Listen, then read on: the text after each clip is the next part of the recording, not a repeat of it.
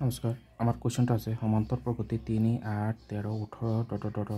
20তম আৰু 25তম পদ দুটা উলিওৱা তো আমাৰ সমান্তৰ প্ৰগতিটো কি দিয়া আছে 3 8 13 18 তো ইয়াত আমাৰ প্ৰথম পদ কিমান হ'ব a = কিমান হ'ব 3 আৰু সাধাৰণ অন্তৰ কিমান হ'ব d = 8 - 3 মানে কিমান হ'ব আমাৰ 5 তো আমি কি জানো n তম পদৰ ফৰ্মুলাটো কি আছে n = a + n - 1 * d তো ইয়াত আমি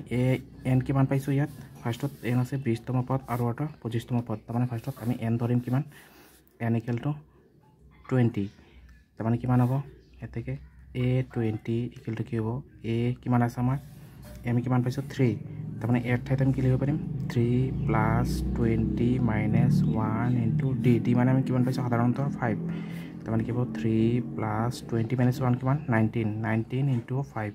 তো কিমান হ'ব 3 + 19 5 95 তো 95 + 3 কিমান হ'ব 90 আমাৰ 8 তো আমি 20তম পদটো কিমান পাইছো 98 তো আকৌ আমাক কি লাগে 25তম পদ তাৰমানে আকৌ আমি কি লিখিম n = a + n - 1 * d তাৰমানে n আমি কিমান পাম এতিয়া a 25 হৈ যাব যেহেতু 25তম পদ a কিমান আছে আমাৰ 3 + n আছে আমাৰ 25 -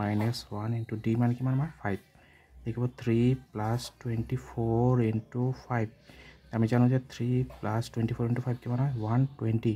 120 + 3 কিমান হ'ব 123 তো আমি 20তম পদ কিমান পাইছো 98 আৰু 25তম পদ পাইছো কিমান 123 নমস্কাৰ সকলোৰে